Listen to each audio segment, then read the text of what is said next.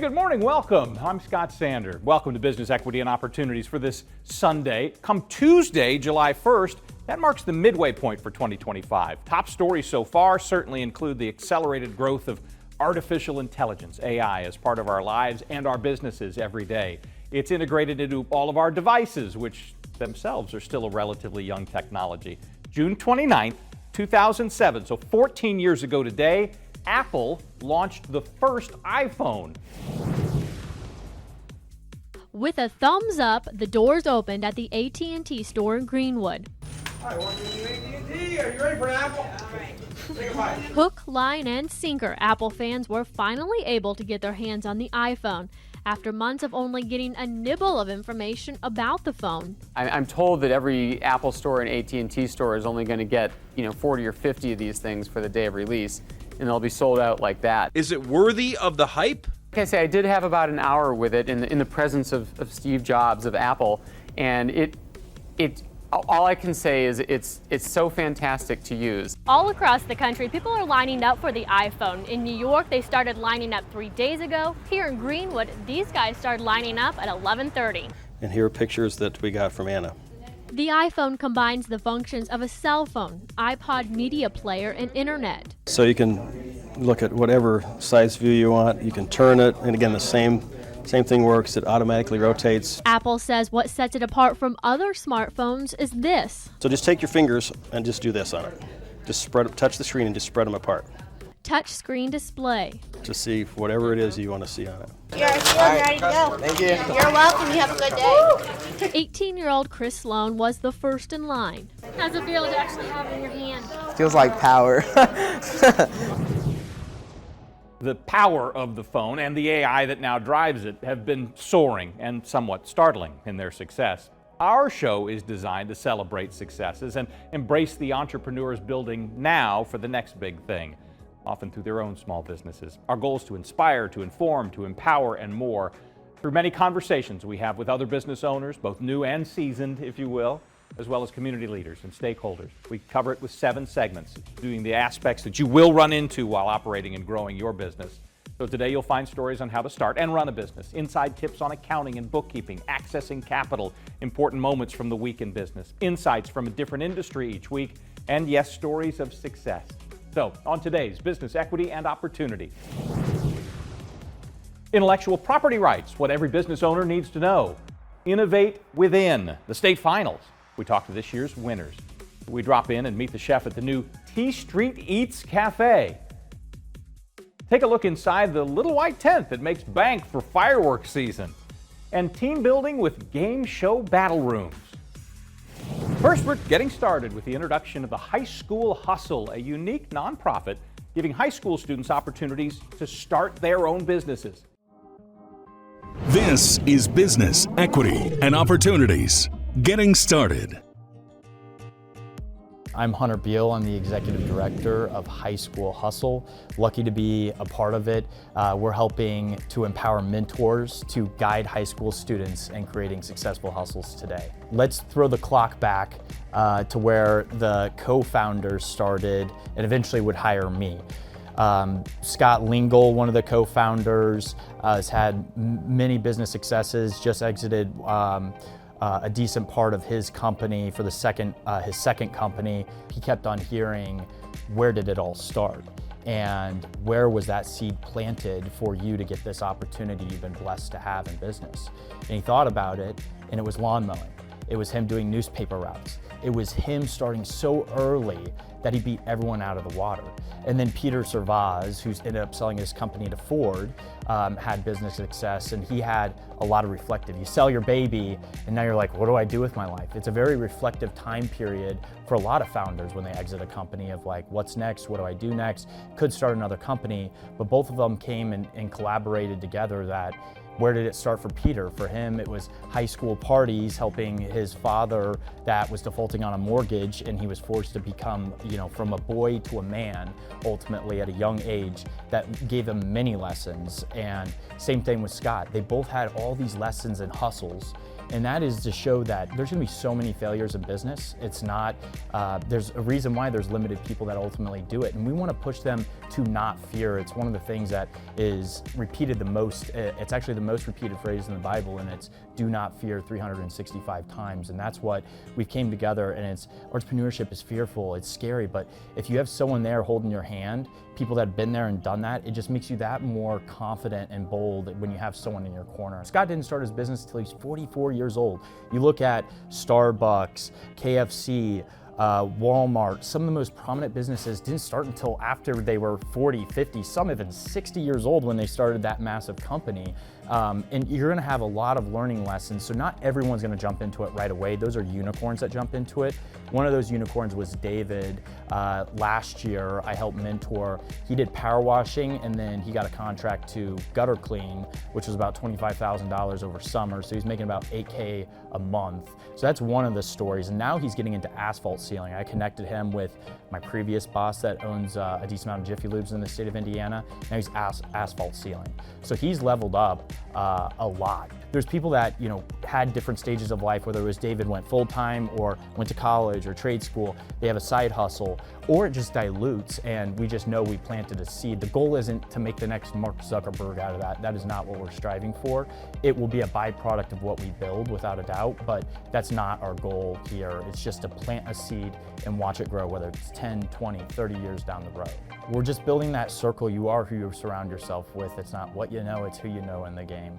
And we bring a lot of who you need to knows to the game that have been there and done that in business. But not only that, what's super important and awesome is that they're learning from each other as well, just as it is with us helping them out or guiding them, for a lack of better terms, is ultimately, you know, them talking to each other, hey, what happened if you increase your, it's just that whole thing of like, it's having that group of people, your classmate, your buddy, or you found your business partner or whatever, that ultimately we're building this network to really help and give them confidence, whether it's jobs like I was with David. It's just helping them out, giving them advice, and just pushing them further along the way than they would have been just by themselves. As of right now, we have 45 schools that are participating in this with different students all over. A lot of heavy focus in central Indiana, inner city, suburbs, all the way down to Bloomington.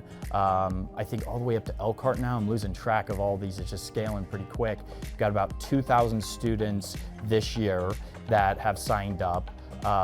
And then next year it's going to be interesting because we're wanting to raise even more money and help a lot more students out all across the United States, not just in Indiana. So next year, the way we see it is we're going to have to build a lot better software that's scalable. We're super careful about parental controls and stuff like that. So we're making sure we're building that out, that we're being proactive in anything that we can to ultimately help the students level up, and making sure parents are going to be pulled in, parent sign-off forms, all this different stuff that we want to make sure that we're abiding by and helping to help them guide and ultimately build a business at the safest way possible in today's age. What's funny is they offered me the role executive director, and I said, there's a slim to no chance I'm gonna take this. I'm like, nonprofit, I'm like, you know, I wanna build the company, I wanna do stuff. And then the more I thought about it and the more the Lord gave me conviction to take this role, and it has ever so more changed my life. We have information about how you can get involved with the next High School Hustle Challenge. It's on our website. Follow the QR code to get you straight there. Up next this hour, highlights from this year's Innovate Within State Finals.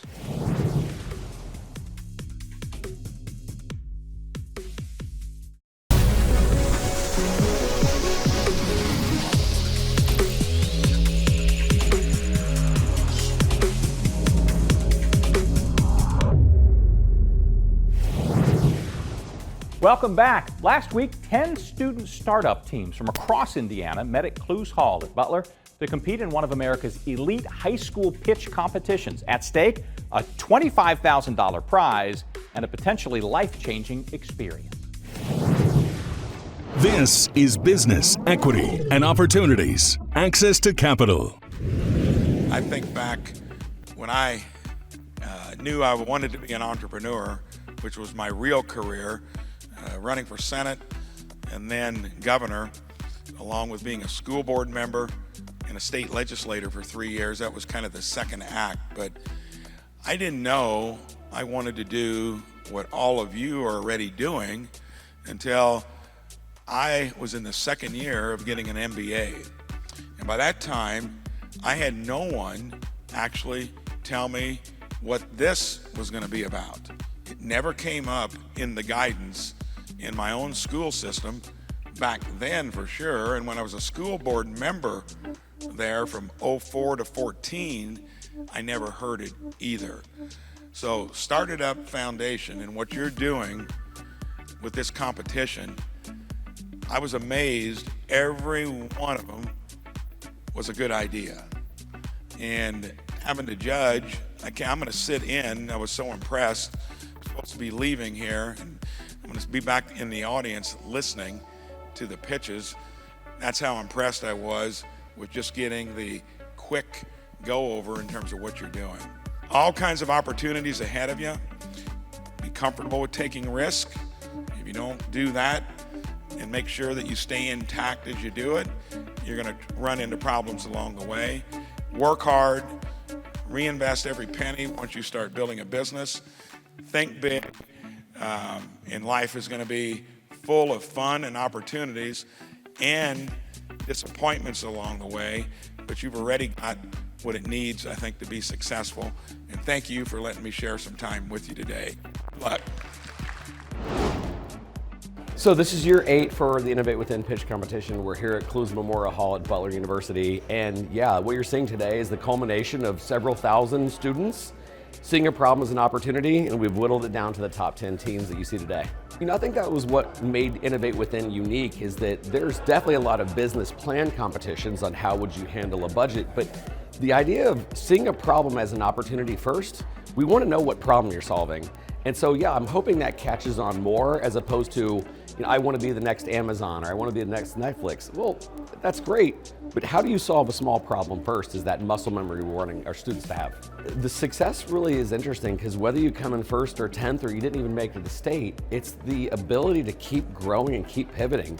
Sometimes we're afraid that if you think that you've won, you're done. You're not. So I think a lot of the outcomes is we have so many amazing sponsors and even universities that want to take you maybe to the next level. Maybe you're not ready yet. Matter of fact, last year's winners, they got picked up by Y Combinator, which is an accelerator. They weren't quite there yet, but they were good enough to be an accelerator. So that ability for our students to realize that there's still more improvement to go is probably the biggest outcome that I look forward to. Yeah, I think our secret sauce is that we have a network of teachers all over the state. You know, we kind of have 3 main pillars. Number 1, our teachers get students to see problems as opportunities, and they'll never run out of opportunities they do. Our teachers give students time to identify problems and then to begin to solve it. And then maybe most importantly, the teacher network is huge. Nobody knows more people than teachers, and it's these teachers that are passing on their network to the students for them to be able to learn how to prototype or pivot or just get advice. I think that's what we're really most excited about.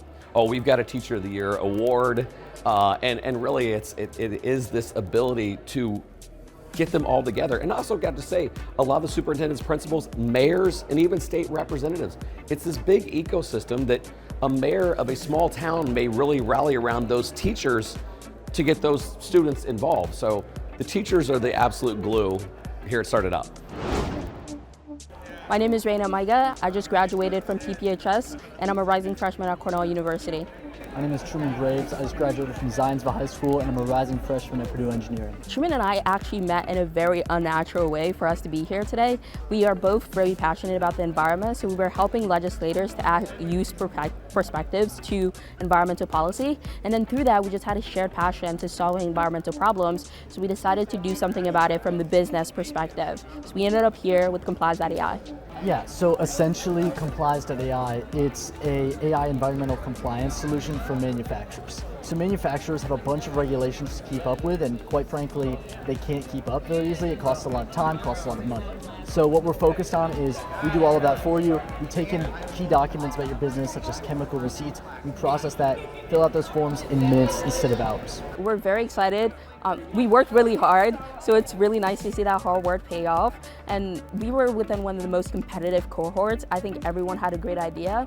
So it's not only nice to win, but it's nice to know that we have connections for the rest of our lives with people who are really great business people. I'd say pretty much the same thing. Like, I didn't know, I was very anxious, and this funding is really going to be crucial for us to like start our business and get off the ground. So that's big. The next step is, as we kind of talked about in our pitch, is the development of this to do tier 2 and then onto FORMAR and other requirements so that we can help manufacturers deal with as much of these regulations as possible. Absolutely. I would say, why aren't you doing it? At any stage, any time, you can join Innovate Within. It's not just a pitch competition where you pitch a business. It's a program where you develop something that's great and you pitch it. And no matter what happens in terms of winning, you walk away 10 times the person that you were before. I did not have like an entrepreneurship or business teacher. I just saw other people were doing this and I was like, seems interesting, and we have this idea that might work, let's do it. Raina might have a different perspective on that. Yeah, so I also did not have an entrepreneurship teacher. That's something that we really wanted to kind of show within this competition. Like, you don't have to come from a school where like entrepreneurship is like super big and everyone has it figured out. You can use the resources to you, like our advisors, right? They replaced our entrepreneurship teachers. They were the resource. Up next on your next visit to the public library, stop for a cup of coffee and meet Chef T. Her story's next.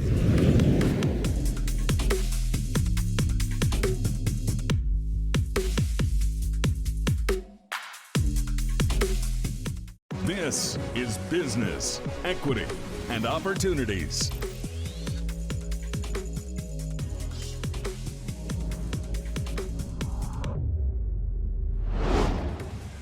Welcome back. Earlier this month, Indianapolis Public Library, Central Library, hosted a grand opening of the new T Street Eats Cafe, a locally owned, minority-owned business in the library's atrium.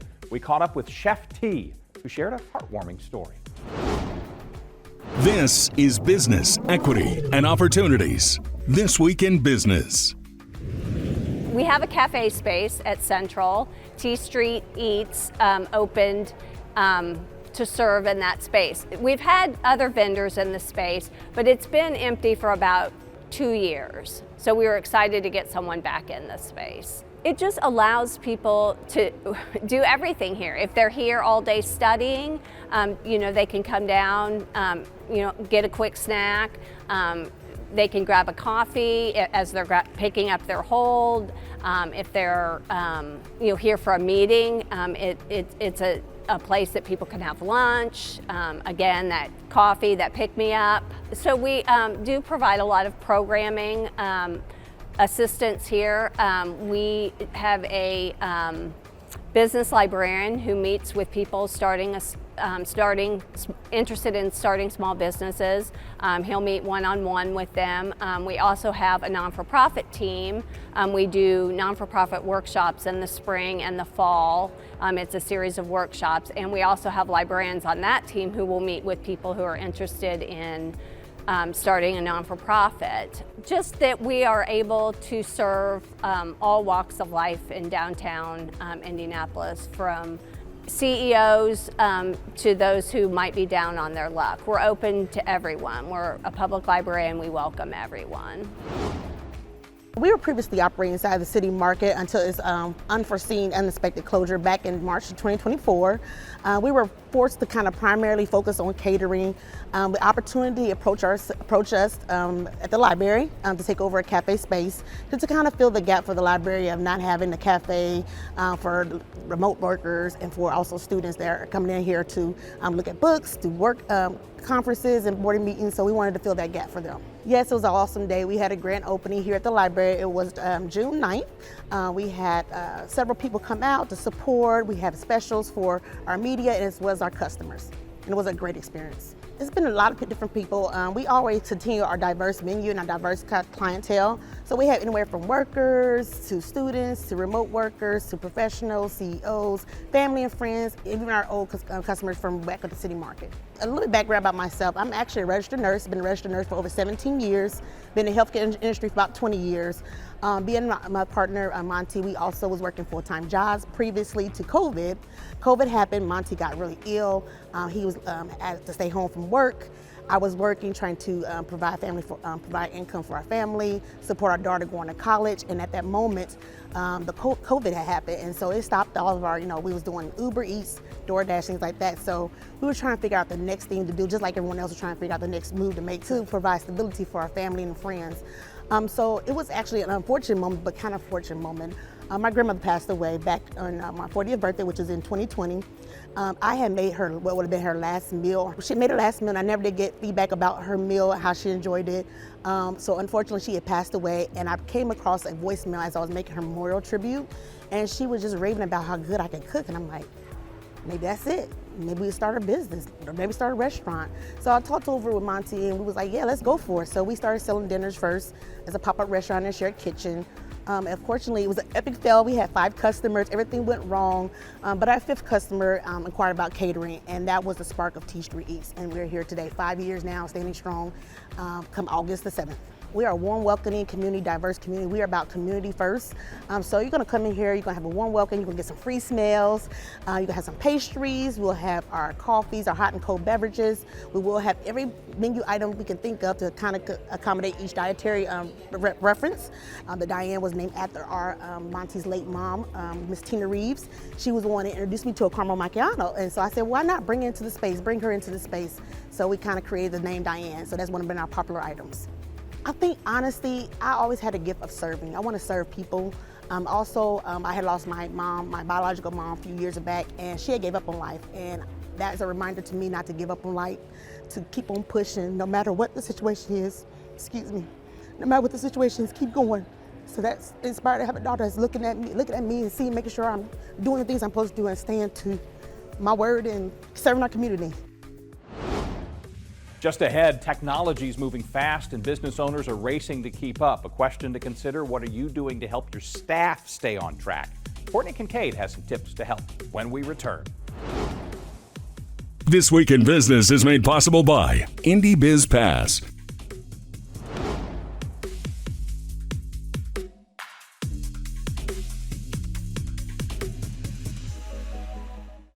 This is Business, Equity, and Opportunities.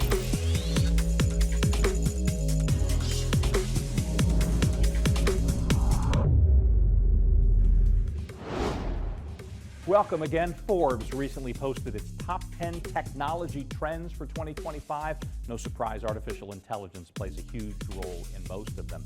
But as more companies embrace rapidly evolving and growing technology trends, consider how well you're prepared and your employees are to cope. Courtney Kincaid has some ideas. This is Business, Equity, and Opportunities, Accounting and Bookkeeping.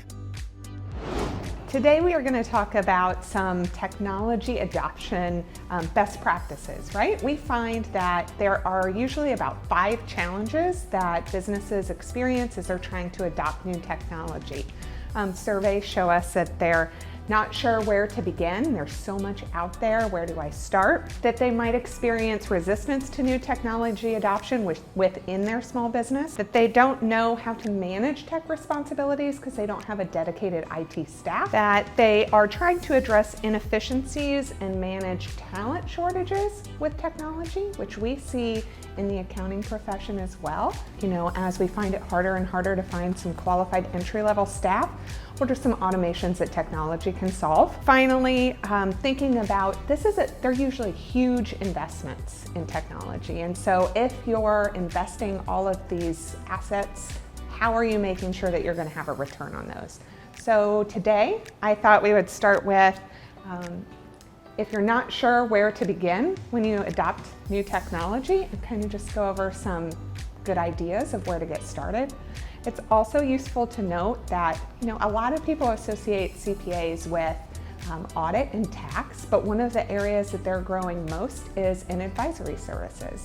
And so as you think about certain particular challenges you might be having or technology you want to adopt for certain challenges, you might want to talk to your CPA about what they know about the ecosystem of software that might provide resources and help for you. So as we think about those first what to do's, right? You just feel lost. Let's talk about some things that you can do to kind of navigate the process. And where you really want to start is not in looking at technology. You want to look at your business. You want to look at processes and workflows, but also you want to look at operations and human capital and identify potential areas where you could use assistance, right? And so as you go through that process, be thinking about what is the ideal situation. And so as you're doing this, it's really about business strategy and making sure you understand your near-term and long-term goals so that when you start looking at technology solutions, they solve a problem that you have versus just trying to try something different. The society is actually going through a technology transformation right now that's going to last over the next couple of years, and it's been an interesting process. As we released this report, I was breathe a sigh of relief that we're doing it all right. But a really important part of the process that we've gone through and that we encourage others to go through is to think about your business processes, to think about what you're doing now, because when you go to look for tools, it will be sometimes important that you change your business process, right? But also, as we talk about for the next step, looking for adoption among the users, when you can kind of meld the new technology into your business, you do have a better chance of success. So when we think about examining process, it's really important that those that are on the team that are going to go through this process understand how technology is used. We get really good at using technology typically in our space, but when you think about the organization as a whole, making sure that you guys understand what the challenges are and where there are opportunities for improvement. When you think about technology adoption and what comes next, these are all great practices, but I think somewhere else where we often go wrong in new technology adoption is planning an appropriate time to implement, right? We think that it can happen very quickly, and so being realistic in timelines, how long it's going to take to, let's say, turn the switch on. We all know that's not that simple, but to train employees, to move information from system to system, to get you up to fully operational, it often requires a lot longer than people anticipate, which, you know, is never a great way to start a new tech adoption. It's really dragging in people's minds. And so making sure you're setting realistic expectations for how long it's going to take to get through the entire transformation process. Coming up, a look at intellectual property protection. Angela Freeman breaks it down.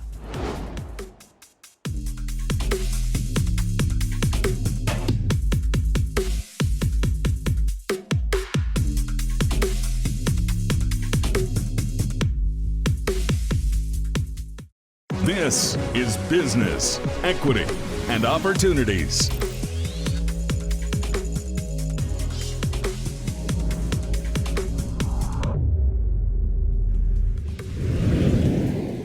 Welcome again to Business Equity and Opportunities. Legal issues can be a daunting, even scary part of running a business day to day. Today we hear from an expert who says all small business owners need to have at least a basic knowledge about intellectual property protection to protect your brand, your original projects, your secrets. And that could be the difference between failure and success. This is Business, Equity, and Opportunities. Running your business day to day. Yeah, so my name's Angela Freeman. I am a partner, an IP attorney, and patent attorney here at Barnes & Thornburg. This is a law firm that's headquartered here in Indianapolis. We're the largest law firm in the state. And I'm here because I'm very passionate about helping small business owners with their businesses, and particularly providing them legal education in areas that I've found in my practice they just typically don't know. I have found that small business owners are absolutely afraid of lawyers. They're afraid of the cost of lawyers, and quite frankly, they don't trust lawyers. And so that's part of the reason why I'm here, is to help break down that barrier, to provide access to lawyers, and particularly diverse lawyers, that allows small business owners to feel comfortable, to build trust, and therefore be more willing and open to legal education and legal advice. Let's start generally. I just want to provide a bit of education about intellectual property, right? Intellectual property is the protection of one's creative assets, whether that's being protected by multiple mechanisms, but these are creations of the mind, things that you come up with, whether it's new inventions, new logos, new names, all the things. And so there are multiple ways to protect all these different assets, which are truly assets of your business and should be protected because they can be monetized. They can bring additional revenue to your business. And most of the ways we do that are through a few mechanisms: patents, trademarks, copyrights, trade secrets, and then trade dress. I've found in my practice that trademarks are the most basic form of IP that all small business owners know. They appreciate that they should protect their business name or their product name, their logo, their tagline, things like that. And it's a easy barrier of entry to get a trademark. And in fact, even just using your name, your logo, your tagline in commerce gives you common law rights. Many people don't know that. They don't know that if they've been using their name, their business name, for years and years, they already have rights in that business. I'm sorry, in that name or in that tagline or slogan. And that's very important. More importantly, it's important to protect that. And the way you can do that without any money, don't have to pay any lawyer anything, is to put a TM or a SM symbol by that mark. That gives public notice that there are rights in this name or rights in this mark, and you can't just copy it without permission. That is one of the most basic things that any small business owner can do today without paying anybody a dime.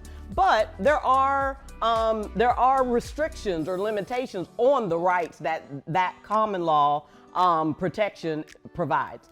For instance, geographically. So if we're in Indianapolis and you have a business here in Indianapolis, you have protections likely here in the city of Indianapolis. But you can't expect for someone in New York or Chicago or otherwise to know that you're having this business in Indianapolis with this particular name. What federal registration of that trademark does is give you protection throughout the country. And that's very important, particularly today in the day of internet, internet sales and internet commerce. Everyone's doing business across state lines. So it's just really good. And in that case, if you get a federal registration, there's no need for someone in Chicago or New York to know of you.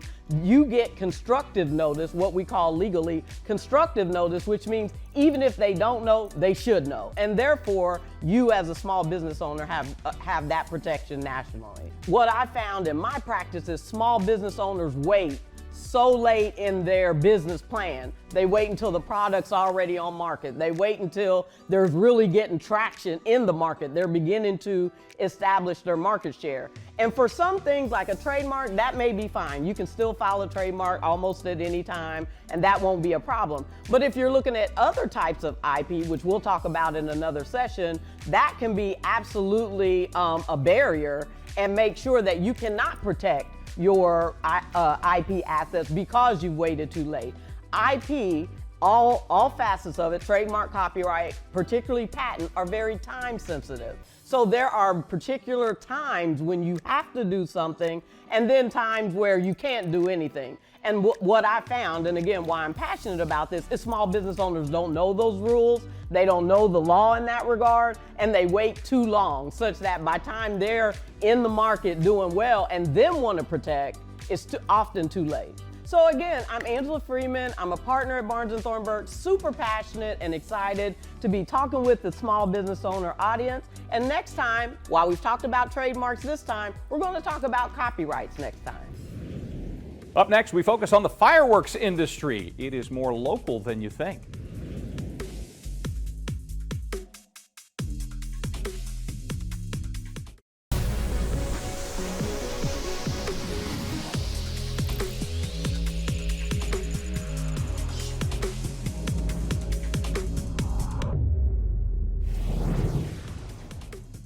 This is Business Equity and Opportunities. Thanks for spending part of your Sunday morning with us. Fireworks tents are popping up all around central Indiana to make sure Independence Day celebrations are, if you will, a blast.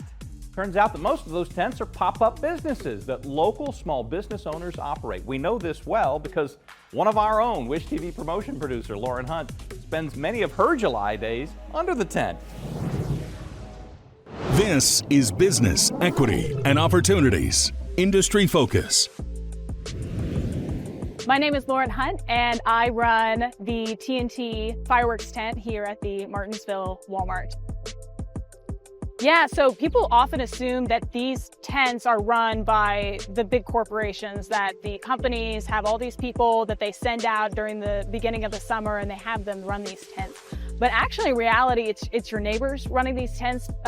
People like myself partner with the company to run these tents. We run them for 3 weeks out of the year. And this is everybody. This is your local churches, your nonprofits, your families. I know families who have done this for 20 years. And it really is just like a very community-centric thing when you see these tents. So I've been doing this for 4 years. I got started because I was talking to a relative actually who was going to start one of these tents. And I was in college, I went home and was just gushing about it to my mother. And she was like, wow, you should do that. And you know, I hopped on the phone, and that day I had already talked with the manager, and they had this location open in Martinsville. And it's been wonderful. It's been great. Yeah, so TNT has a very distinctive look. They give a lot of the same materials to their tents, and that's so that people can find them. TNT is different from other firework companies. They have, you know, no dead guarantees. They really emphasize their product quality. And so when you see a TNT tent, you'll notice that there's TNT bunting on the side and the pendant flags and the flags of the TNT company. And it just re-emphasizes like the unity between the tents and the community. Yeah, we've got like a really fun selection here in Indiana. We are a full C fireworks tent, so that means that we have not only fountains, but we have aerials as well. Other states don't have that. They are only limited to ground fireworks or fountains, but Indiana is open to almost all kinds of fireworks. No, so TNT actually orders the product well far in advance. So when we're thinking about tariffs and things that might affect our product, especially when it comes from overseas, TNT works well in advance. And so all of our product has actually been kind of untouched from the tariffs and all of that. Probably the most beautiful thing about running this tent for 4 years is that people have started coming back and saying, oh, I've seen you here year after year after year, and that's why I came back to this tent.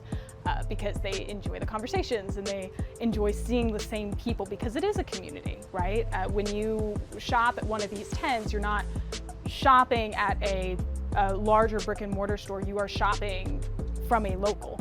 And that's really beautiful. So we get the same people in like year after year. And honestly, the most beautiful thing is actually seeing the kinds of communities that they have. Let's be honest, the parties in Indiana go really hard. The number of people who come in and say, oh yeah, I'm just having a small get together. We're having about 40 people over. And you know, it's our second and our third cousins and some friends from down the road. And it's like that, like all over. And it's just really, really beautiful to see people come together, especially this time of year for the 4th of July and all kinds of celebrations, and seeing how, like, honestly, how fireworks kind of unites that. And it's just really fun. Yeah, so some of the challenges that we've had to face is honestly, obviously the fire marshals come through and they want to make sure that everybody's safe. And they require that we don't have over 1,000 pounds of product in our tent at any given point. And you know, it's keeping up with the regulations, it's making sure that we adhere to those standards, and they come through every year and do inspections and make sure that we're all safe to go and that the community's safe to go. Yeah, so we've got like all of the same restrictions and processes that any other company would have. We're just doing it in the parking lot. So we've got taxes and state taxes. Fireworks in particular have an additional tax on them called the fireworks safety tax. And they use all of that money for, you know, the additional fire safety expenses that the state accrues for, you know, people setting off explosives around. So it's it is really just a small business that pops up during the middle of the summer. I look forward to this every year because honestly, it's the people. I enjoy talking to people. I enjoy talking to them about the product and seeing them get so excited. I have many people who come in year after year, and they're always there to get the one thing that they really, really love, and it's just really fun. It's fun to hear their stories. It's fun to see the excitement on kids' faces, and yeah. Up next, from a family outing to a team building exercise, we go inside game show battle rooms. It's all about the experience. We'll be right back.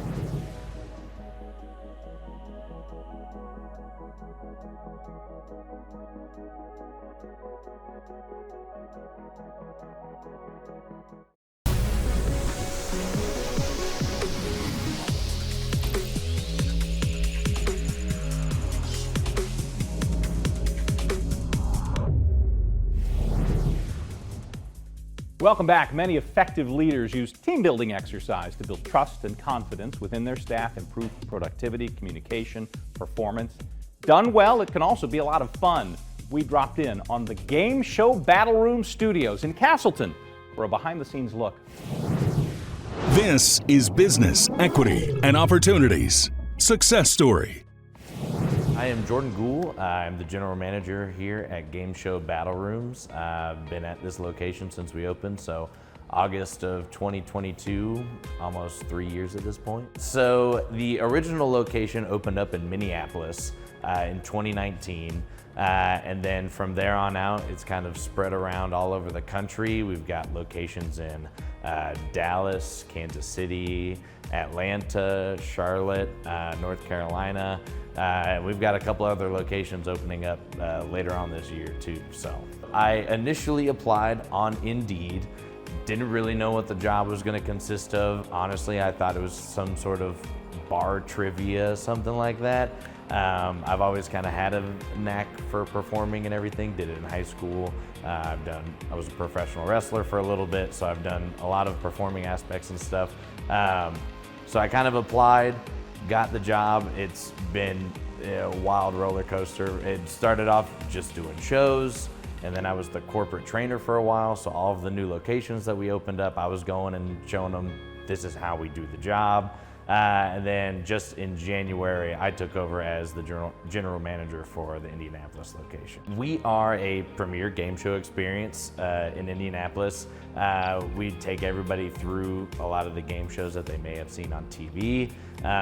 So a lot of the times it's corporate groups, birthday parties, bachelorette parties, and just people want to come hang out and try something a little bit different that's not just bowling or axe throwing or anything like that. It's a truly different experience I think you can't really get anywhere else.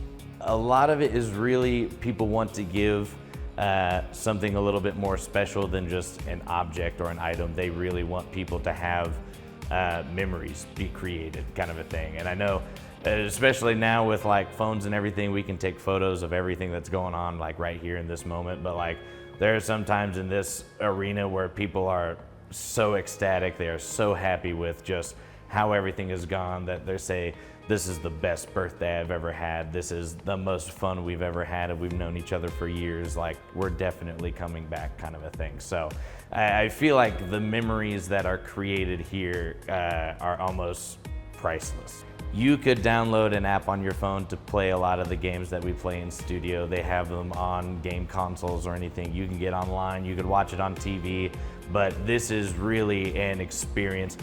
You're playing the games that you've seen, but now you're truly getting to be a part of it, and our hosts and our producers that are a part of our staff are part of the experience that I don't think you're really expecting when you come here. You're expecting to play the games, great, fantastic, but I think the experience that we are able to take people through is really something people aren't ready for.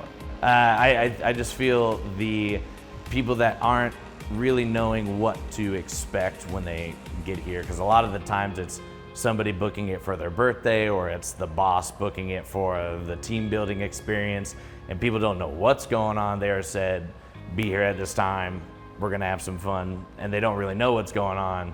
And then slowly as the show goes on, they're more and more invested. By the time like they finish out, it feels like they've won the Super Bowl because they invest themselves in the story along with everybody else that they've kind of created through their own experience too. So every day is different. Every show is different because it's not just the same rigmarole of everything that's kind of coming through. It is very much like every show is going to have different people, different personalities, the circumstances of the game. There's a lot of the game that's complete chance. So really anything and everything can happen in the arena. So we do a fair amount of work with Riley Children's Foundation.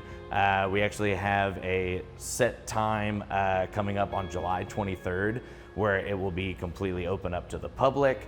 People can come in and they can play. They don't need to set a reservation. It'll be whoever shows up gets a chance to play, and 50% of everything that we're going to sell is going to be going to Riley Children's Foundation.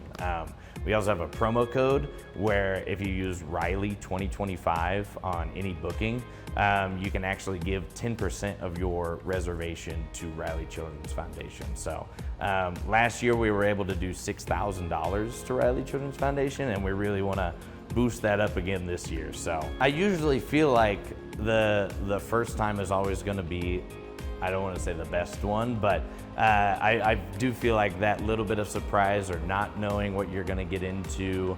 I would always say just come in with an open mind and a positive attitude and be ready to compete, because the more you invest into the show, I feel like the more you get out of it. Last week, we introduced you to Chris Keys and Carl Doniger, the co-owners of PopCon Indy, the pop culture convention that just wrapped up at the Convention Center. Our conversation went with them much longer than we were able to include in this mere hour, so we've selected it to be our next extended conversation coming up on the BE&O podcast.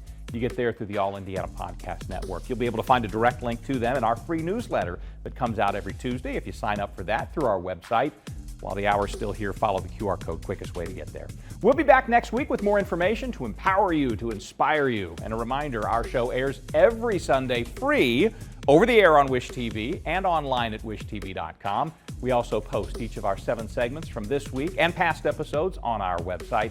So join us again next week and every week for more business equity and opportunities. Till then, I'm Scott Sander. Have a great day.